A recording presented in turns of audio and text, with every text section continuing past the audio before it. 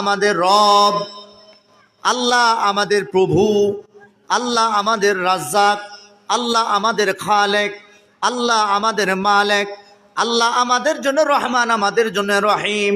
নবী গো, ইন্নাল্লাযীনা ক্বালু রাব্বুনাল্লাহ, আপনি বলে দিন ওই সমস্ত মানুষদেরকে যারা বলে আল্লাহ আমাদের রব, সুম্মাস্তাকামু তাতানাজ্জালু আলাইহিমুল মালাইকাতু। আল্লাহ তাআলা বলেন, নিশ্চয় যারা আল্লাহকে রব হিসাবে স্বীকার করে, সুম্মাস্তাকামু, অতঃপর অবিচল থাকে। কিসের উপর? আল্লাহ তাআলার হাবিব ওনাদেরকে সুন্নি আকীদা দিয়েছে, তথা মুফাসসিরিন কেরামগণ বলছেন যারা আল্লাহকে রব হিসাবে বিশ্বাস করে, আল্লাহ তাআলাকে রব হিসাবে স্বীকার করে, অতঃপর সুম্মাস্তাকামু, এই কথার উপর অবিচল থাকে, তথা আহলুস সুন্নাত ওয়াল জামাতের উপর অবিচল থাকে, নিজের কথার উপর, আমানতের উপর অবিচল থাকে, ভালো কাজের উপর অবিচল থাকে। আল্লাহ তাআলা বলেন, তাতানাজ্জালু আলাইহিমুল মালাইকাতু আল্লা তাখাফু ওয়ালা তাহজানু ওয়া আবশিরু বিল জান্নাতিল্লাতী কুনতুম তুআদুন। আল্লাহ তাআলা বলেন, হাবিব গো, যারা আল্লাহকে রব মানছে, আপনাকে নবী মানছে, অতঃপর আহলুস সুন্নাত ওয়াল জামাতের আকীদায় অবিচল রয়েছে, আল্লাহ তাআলা বলতেছেন মৃত্যুর সময়ে যখন তাদের কাছে মালাকুল মাউত পাঠাই দিবেন, আল্লাহ তাআলা তাদের কাছে দুইজন ফেরেশতা পাঠাইবেন, পাঠায়া বলবেন, ওরে আল্লাহর বান্দা, ইয়া আব্দুল্লাহ, হে আল্লাহর বান্দারা, আল্লাহকে রব হিসাবে স্বীকার করেছো, রাসূলুল্লাহকে নবী হিসাবে স্বীকার করেছো, ইসলামকে ধর্ম হিসেবে গ্রহণ করেছো, অথবা তোমরা ওই ধর্মের উপর আকাইদ আহলুস সুন্নাতের উপর তোমরা অবিচল রয়েছো। আল্লাহ তাআলার পক্ষ থেকে তোমাদের জন্য ঘোষণা হচ্ছে, আল্লাহ তাখাফু, তোমরা কোনোদিন আর চিন্তা করিও না, আল্লাহ তাখাফু ওয়ালা তাহজানু, তোমরা ভয় করিও না, তোমরা চিন্তা করিও না, তোমাদের আমল বরবাদ করা হবে না, আল্লাহ তাআলা তোমাদের জন্য জান্নাত রাখছে। বলেন সুবহানাল্লাহ, আল্লাহু আকবার। মাওলানা রাসূল আহমদ কাদরী সাহেব, আহলে সুন্নাত ওয়াল জামাত সুন্নি মহাসম্মেলন। আমার মনের ঘরেতে রেখেছি যারে, দু জাহানের বাদশা নবী কামলেওয়ালা রে, দু জাহানের বাদশা নবী। এই গুণ হইব নি? গুণ হইব? তাহলে আমার সাথে সবাই বলেন, আমার মনের ঘরেতে রেখেছি যারে, দু জাহানের বাদশা নবী কামলেওয়ালা রে, দু জাহানের বাদশা নবী কামলেওয়ালা রে।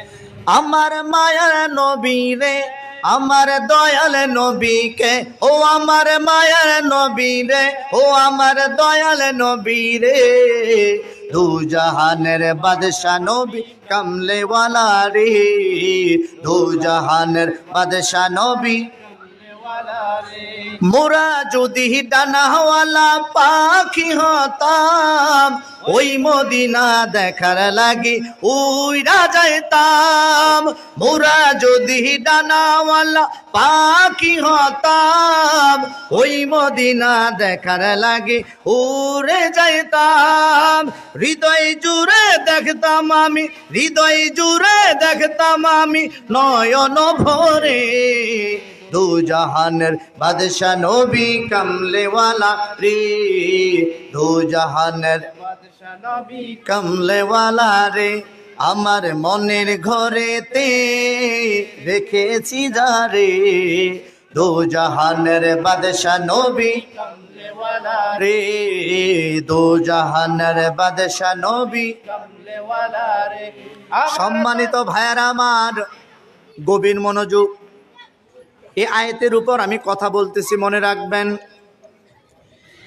আল্লাহ তাআলার ফেরেশতারা আমাদেরকে সংবাদ দিবে, আরে উত্তর পাড়ার যুবকেরা, আরে আমার মুরব্বী বাবাজিরা গো, পর্দানিশী মা বোনেরা গো, মৃত্যুর সময় 5 শ্রেণীর মানুষের কাছে সুসংবাদ আসবে।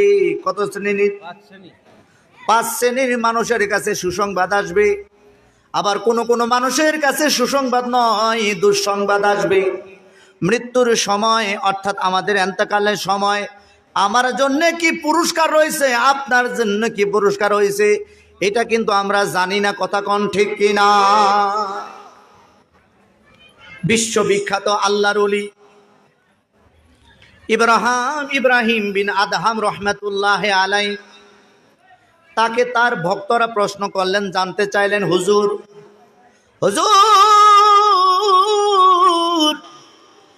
আপনি বড় আল্লাহর ওলি, হুজুর মেহেরবানি করে আপনি যদি আমাদের পাশে একটু বসতেন, আমাদেরকে একটু নসিহত করতেন, আমাদেরকে যদি একটু ওয়াজ নসিহত করতেন, আপনার ওয়াজ শুনে আমরা বুঝতাম, আপনার ওয়াজ শুনে আমরা আমল করতাম। হুজুর গো, মেহেরবানি করে আপনি আমাদের পাশে বসে আমাদেরকে একটু নসিহত করেন। ইব্রাহিম বিন আদহাম বলেন, এরে আল্লাহর বান্দারা, এরে আমার ভক্তবৃন্দরা, তোমরা শুনো, 4টা ব্যাপার নিয়ে আমি বড় টেনশনে আছি। এই 4টা ব্যাপার নিয়ে আমি বড় পেরেশানির মধ্যে আছি, আমি বড় চিন্তায় আছি।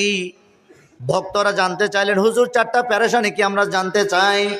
ইব্রাহিম বিন আদহাম ডাক দিয়ে বললেন, আল্লাহ তাআলা যখন মানুষ সৃষ্টি করলেন, মানুষ সৃষ্টি করে 2টা ভাগে ভাগ করলেন, আসহাবুল শিমাল আসহাবুল ইয়ামিন, ডানপন্থী বামপন্থী, ডানপন্থীরা জান্নাতি, বামপন্থীরা জাহান্নামী।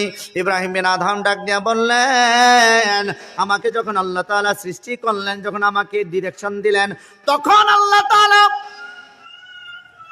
আমাকে জান্নাতি বলেছে নাকি জাহান্নামী বলেছে আমি ইব্রাহিম তো জানি না। এই কারণে আমি বড় টেনশনে, আমি বড় পেরেশানির মধ্যে আছি। এই কারণে আমি তোমাদের সামনে বসে বক্তব্য দেওয়ার সময় আমি খুঁজে পাই না, ওই চিন্তায় আমি বড় চিন্তিত।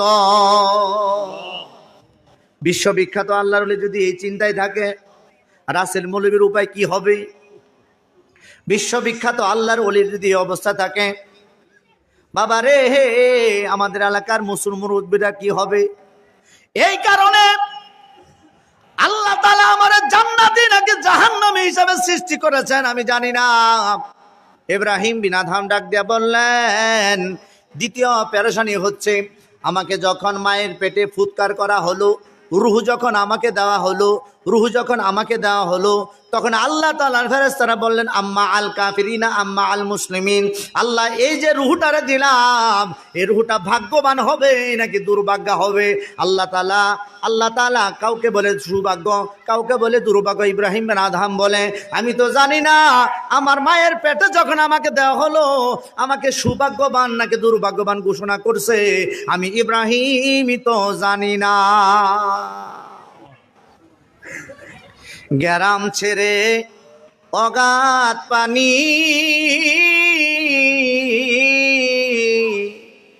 নাই কিনারা নাই তরুণী পারে। গ্রাম ছেড়ে অগাধ পানি, নাই কিনারা নাই তরুণী পারে। আরে বাঞ্ছা করি দেখবো তারে, কেমনে সেথায় যাই রে আমি, একদিনও না দেখিলাম তারে। দেখছেন, নিজেরে দেখছেন কোনোদিন? আমার ভিতরে আমি আছি, কিন্তু কোনোদিন তারে দেখি নাই। ওইটাকে দেখতে গেলে একজন মুর্শিদ লাগে, বলেন না আলহামদুলিল্লাহ। কি বলবো পড়শির কথা, হস্তপদ স্কন্ধ মাথা নাই রে। আরে ক্ষণেক থাকে শূন্যের উপর, ক্ষণেক ভাসেনি রে। আমি একদিনও না দেখিলাম তারে, আমি একদিনও না দেখিলাম তারে। ওইটার খবর তো কোনোদিন নিলাম না, এই ব্যাপারে আলোচনা অন্যদিন হবে। সম্মানিত ভাইয়ারা আমার, ইব্রাহিম বিন আদহাম ডাক দিয়া বললেন, চতুর্থত আল্লাহ তাআলা আমার এন্তেকালের পরে যখন আমাকে কবরে দিবে,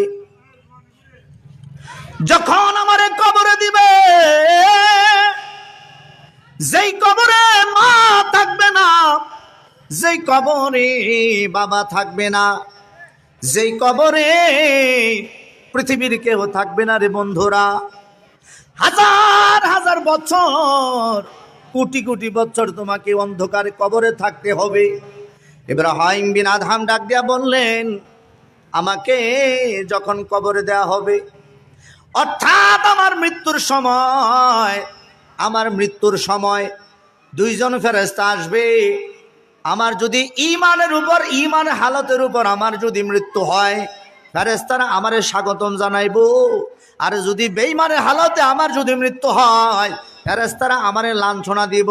আমি ইব্রাহিম তো জানি না আমার মৃত্যুর সময় আমার ঈমানের সাথে মৃত্যু হবে নাকি বেঈমানের সাথে। এই চিন্তায় আমি ইব্রাহিম বড় চিন্তিত আছি। বলেন সুবহানাল্লাহ। ইব্রাহিম বিন আদহাম বললেন, চতুর্থত হচ্ছে আল্লাহ তাআলা যখন কবরে পাঠাইবে,